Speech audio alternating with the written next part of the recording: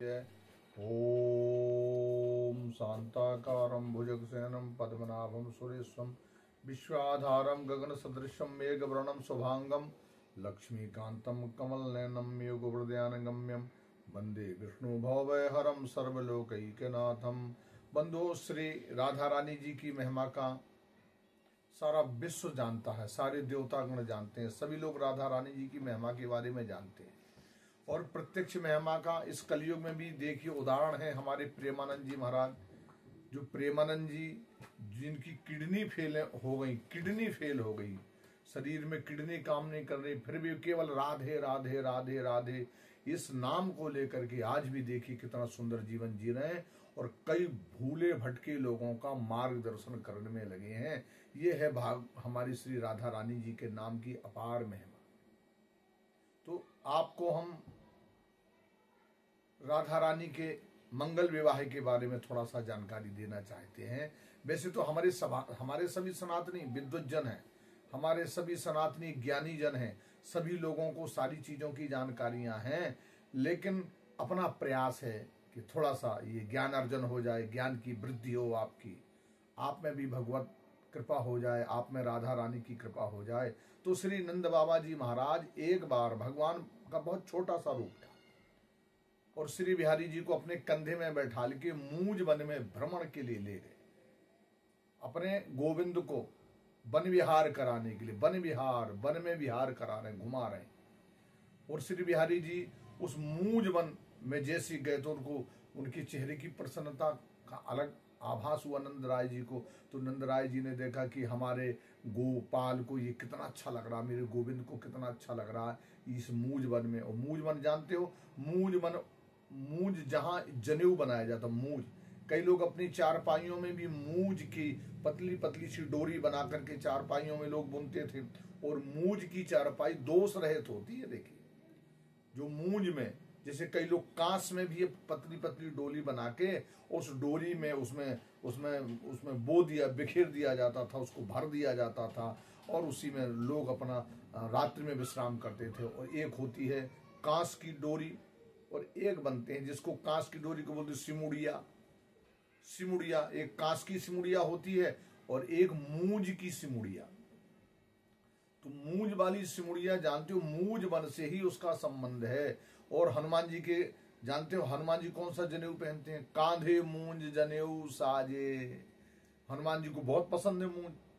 हनुमान जी जो लोग मूंज की आसन पर बैठते हों, मूंज की चटाई पर बैठते हों, मूंज की चारपाई पर लेटते हों, तो हनुमान जी बड़े प्रसन्न रहते हैं, क्योंकि हनुमान जी मूंज का ही जनेऊ डालते हैं और हनुमान जी को मूंज का जनेऊ बहुत अच्छा लगता है।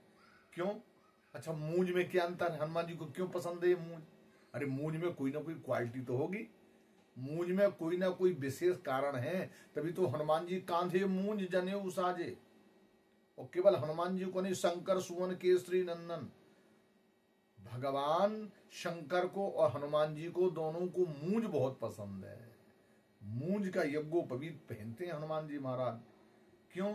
क्योंकि मूंज में एक विशेषता है, मूंज का सेवन करने वाला व्यक्ति चरित्र का बलवान होता है आगे चल के। मूंज का जनेऊ चूंकि पेवर ब्रह्मचारियों का ही यज्ञोपवीत है। और यज्ञोपवीत की महिमा तो बड़ी विचित्र है। यज्ञोपवीतम परमम पवित्रम आयुष्मग्रम प्रतिमुंच शुभ्रम यज्ञोपवीतम बलमस्तु तेजा।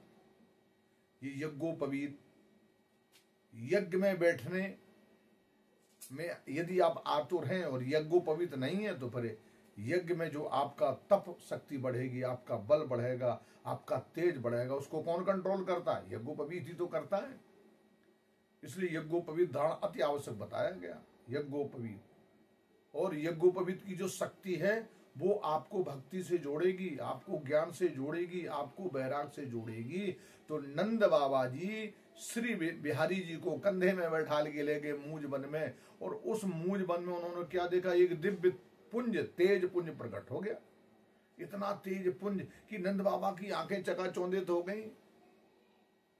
नंद बाबा देख नहीं पा रहे हैं, ये इतना दिव्य तेज, इतना दिव्य तेज, इतना दिव्य तेज। तो नंद बाबा ने आंखें बंद कर ली, भगवान ये क्या है? देखा है उस दिव्य पुंज में से, दिव्य तेज में से एक सुंदर युवा कन्या प्रकट हो गई और वो युवा कन्या आके जहां श्री बिहारी जी नंद राय जी के कंधे पर विराजमान थे, सामने खड़ी हो गई। और जब सामने खड़ी हो गई तो गोपाल जी ने सोचा, नंदलाल जी ने सोचा कि भाई अब हमें भी कुछ करना पड़ेगा। ये हमारे बाबा तो आंख बंद करके खड़े हो गए, इनको इसका तेज सहन नहीं कर पा रही, और बिहारी जी छोटे से बच्चे हैं, वो देख रहे। तो भगवान ने भी अपना युवा रूप बना लिया। भगवान श्री कृष्ण ने युवा रूप बनाया, और युवा रूप बनाने के बाद भगवान का हाथ पकड़ लिया उस महाशक्ति ने। चूंकि वो शक्ति भगवान को नहीं छोड़ सकती, और भगवान उस शक्ति को नहीं छोड़ सकते। ना भगवान उस शक्ति के बिना रह सकते हैं, और ना वो बिना भगवान के रह सकती है। उसका कंट्रोल भगवान के चरणों में है, और उसका प्रभाव जो है, उस प्रभाव को कंट्रोल करने वाले भगवान के चरण है। अब क्या किया जाए? तो अब ये कौन शक्ति है भाई?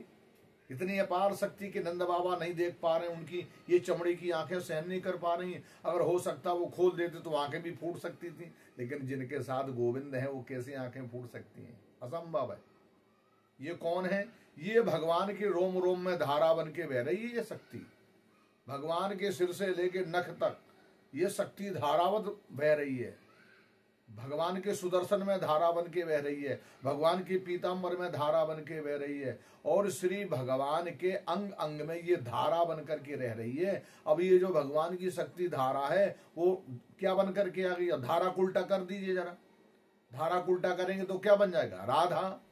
तो वो शक्ति जो धारा शक्ति है वो राधा शक्ति बन करके आ गई। और भगवान श्री कृष्ण का युवा रूप, थे बच्चे लेकिन युवा रूप हो गए, और वो ये भगवान की जो शक्ति है धारा शक्ति जो राधा बन करके आ गई। अब ब्रह्मा जी ने देखा कि अब ये दोनों, अब इनका मिलन कराना चाहिए, इनका पाणिग्रहण संस्कार। चूंकि अनैतिक मिलन नहीं होना चाहिए।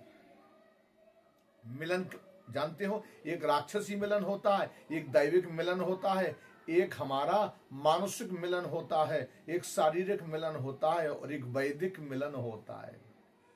और सबसे श्रेष्ठ मिलन कौन होता है? वैदिक मिलन। वैदिक मिलन हो जाए तो फिर हम दोष मुक्त हो जाते हैं, हमें कोई पाप नहीं लगता, हमारे ऊपर कोई दोष नहीं लगता, कोई दोष प्रभावी नहीं होगा। यमराज के जो यमपुरी से दो लेखक हमारे ऊपर सवार रहते हैं कंधों पे, वो फिर उल्टा सीधा रिपोर्ट नहीं भेजेंगे। इस कारण से क्या होना चाहिए? ब्रह्मा जी ने सोचा इनको वैदिक विधान से, चूंकि धारा माने राधा बन करके आ गई और श्री नारायण गोपाल बन करके आ गए, इनका वैदिक मिलन होना चाहिए। तो हमारे ब्रह्मा जी पंडित जी बन करके पधारे, विलंब नहीं किया। अब चूंकि भगवान की और भगवान की शक्ति की एक एक लीला का अवलोकन करते हैं देवतागण। शंकर कैलाश से देखते हैं, ब्रह्मलोक से ब्रह्मा देखते हैं, इंद्रलोक से इंद्र देखते हैं, सभी देवता देखते हैं। और जब सभी लोग देखते हैं तो ना हमारे ब्रह्मा जी आए, और ब्रह्मा जी ने वैदिक विधान से जो वेद तंत्र में 7 परिक्रमाएं होती हैं, उस मूज वन में श्री राधा रानी के साथ और श्री बिहारी जी के साथ बड़े वेद विधान से 7 फेरे, 7 बार 7 परिक्रमा पढ़वाई। 7 परिक्रमा जानते हो कौन कौन सी? शरीर की 7 परिक्रमा। क्यों होती है 7 परिक्रमा भाई? 7 फेरे क्यों होते हैं? क्योंकि इस शरीर का जन्म 7 दिन में होता है, और इस शरीर की मृत्यु भी 7 दिन में होती है। इसका जन्म कब होता है? या तो इतवार को होगा, या सोमवार को होगा, या मंगल को होगा, या बुध को होगा, या बृहस्पति को। 7 ही तो होते हैं। तो इसका जन्म 7 दिन में, और इसकी मृत्यु भी 7 दिन में होगी। या इतवार को होगी, या सोमवार को होगी, या मंगल बुध बृहस्पति। अरे तिथियां तो घट बढ़ सकती हैं, दिन घट बढ़ सकता है, लेकिन ये जो हमारे साप्ताहिक दिन होते हैं ये नहीं घट बढ़ सकते। ये तो सोमवार रहेगा, मंगल रहेगा, बुध रहेगा, गुरु रहेगा, शुक्र रहेगा, शनि, सब कुछ रहने वाले। तो ये 7 फेरे। पहला फेरा किसका है? रविवार का। दूसरा फेरा किसका है? चंद्रवार का। तीसरा फेरा मंगल का। चौथा बुध का, फिर गुरु का, फिर शुक्र का, फिर शनि का। ऐसे 7 फेरे होते हैं।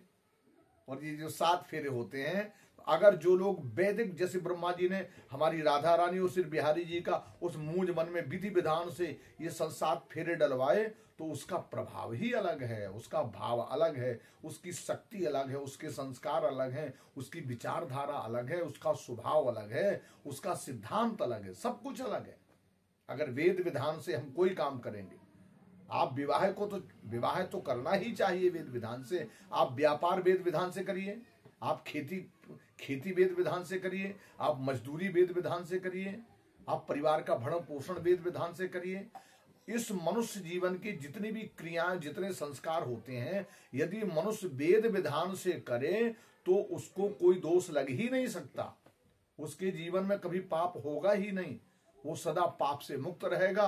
और जिस लिए इस पृथ्वी में आया है, इस मृत्युलोक में आया है, उसको पूरा पुण्य फल मिलेगा और वो निश्चित है कि भगवान के धाम जाएगा, कृष्ण धाम जाएगा, राम धाम जाएगा, वैकुंठ धाम जाएगा। यदि वेद से, दो राजा ऐसे हो गए जिन्होंने वेद को ही संविधान मान लिया था। कौन थे वो राजा? एक महाराज दशरथ, एक महाराज जनक। पालहि प्रजा वेद विधि, वो केवल अपना परिवार घर द्वार ही स्वयं नहीं वेद मार्ग पर चलते थे, वो सारी प्रजा को वेद मार्ग पर चलाने का प्रयास करते थे। इसीलिए तो जनक जी के यहाँ भवानी लक्ष्मी जी का आगमन हुआ और राम जी महाराज हमारे नारायण श्री राम जी के रूप में दशरथ जी के यहाँ पधारे। इस कारण हम सबसे कहना चाहते हैं भाई, हमारे श्री ब्रह्मा जी महाराज जी ने बड़े वेद विधान से, बड़े नियम से, बड़े भक्ति भाव से दोनों का पाणिग्रहण कराया। और जैसे पाणिग्रहण करा दिया, अब तो अब सारे देवता लोग देख रहे हैं, सारे देवता देख रहे हैं भैया, अब तो राधा रानी जो शक्ति है, इस शक्ति की आवश्यकता है। क्यों? क्योंकि कंस का वध कैसे होगा, ये बड़े बड़े दैत्यों का वध कैसे होगा, ये जो आने वाला टाइम है उसमें भगवान की शक्ति यदि साथ में नहीं होगी तो कैसे काम चलेगा। इस कारण से भगवान ने श्री राधा रानी जी के साथ मूज वन में बड़े विधान से ब्रह्मा जी के नेतृत्व में, देवताओं की देखरेख में ये मंगल विवाह पूरा हुआ। और ये मित्रों कहाँ, ये गर्ग संहिता में लिखा है। कई लोग बोलते हैं कहाँ लिखा, कहाँ लिखा। कई लोग बोलते हैं राधा जी का विवाह है तो गोप ना, एक रमन नाम के गोप से हुआ था। रमन नाम था उस गोप का जिसका राधा जी का विवाह हुआ। अरे ये तो बहुत बाद में हुआ। सर्वप्रथम तो राधा जी जो शक्ति स्वरूपा हैं, अरे वो राधा रानी जो शक्ति रूपा हैं, उनका विवाह तो गोविंद से हुआ भाई। ब्रह्मा जी ने स्वयं कराया देवताओं की देख रेख में, और सभी लोग वहां, सारा भूमंडल साक्षी हो गया, वहां यमुना मैया साक्षी हो गई, मूज वन साक्षी हो गया। जैसे हम लोग अपने विवाह में ध्रुव को साक्षी मानते हैं, ध्रुव दर्शन लड़का लड़की दूल्हा दुल्हनिया दोनों करते हैं, इसी प्रकार से भगवान का मंगल विवाह है तो सभी लोग साक्षी बन गए। इसी क्रम में हम कहना चाहते हैं, कोई भी विधान हो, वेद व्यवस्था से जुड़ी व्यवस्था होगी तो आपको पाप नहीं लगेगा। और अगर वेद से आप जरा भी हटे तो समझ लीजिए स्वर्ग की सीढ़ियों से गिर गए, वैकुंठ की सीढ़ियों से फिसल गए हो। इस कारण निवेदन करना चाहते हैं हम भाई कि हम लोग वेद विधान के अनुसार चलें। हमारे विवाह भी हों तो वेद के अनुसार, हम कोई व्यापार करें, पहले हमारे किसान लोग खेती करते थे तो वेद के अनुसार खेती करते थे। वो जानते हो, ब्राह्मण को उंजरी दान किया करते थे, पूरी दान किया करते थे, सीधा दान किया करते थे, उनका बड़ा आदर मान करते थे। और जब भी फसल आ जाए, रास नापने का जब टाइम आता था तो जो दीपावली में जो गोधन पूजा होती है, उस गोवर्धन को इतना सुरक्षित रखते थे कि उस राशि में रखते थे, ऊपर से ढक देते थे, उसमें फिर हवन करते थे, फिर नारियल तोड़ते थे, मिष्टान का प्रसाद बांटते थे, कन्याओं को देते थे। और जितने लोग थे सबसे पहले जब रास की नपाई करते थे, बोले ये भगवान के नाम की उंजरी है, ये भगवान के नाम की पुरी है, ये हमारे पुरोहित महाराज के नाम की पुरी है, ये उनकी उंजरी है। तब फिर अपने काम में लाते थे। तो जानते हो, वो ऐसे किसान जो वेद विधान से काम करते थे, उनके यहाँ 4-4 साल पुराना गल्ला मिलता था, उनके खोड़ा गड़े रहते थे, उनके खोड़ा कभी खाली नहीं होते थे, उनके खोड़ा भगवान की कृपा से भरे रहते थे। चाहे जितनी हो मोणी, चाहे जितने हो मोड़ा, लेकिन कभी नहीं होते थे खाली खोड़ा, उनके खोड़ा सदा भरे रहते थे। इसी क्रम में व्यापारी लोग होते थे, धर्म क्षेत्र में वेद विधान से काम करते थे। यदि हमें सुख चाहिए तो वेद के अनुसार काम करेंगे, पाप नहीं लगेगा। और वेद से दूर हो जाओगे तो चाहे तुम जितनी माला घुमाना, वेद के अनुसार अगर आप चलेंगे तब तो ठीक है। अगर वेद का आचरण नहीं किया, वेद के विधान के अनुसार नहीं चले, तो चाहे जितनी माला घुमाओ, चाहे जितना तीर्थ करना, चाहे जितने रंग बिरंगे कपड़े पहन लेना, उससे लाभ नहीं मिलने वाला। और अंत में आप जानो, आपका काम जाने और भगवान जाने, स्वयं आप जानेंगे। इसी क्रम में हम निवेदन करना चाहते हैं भाई, इस ज्ञान चर्चा को आगे से आगे बढ़ाना।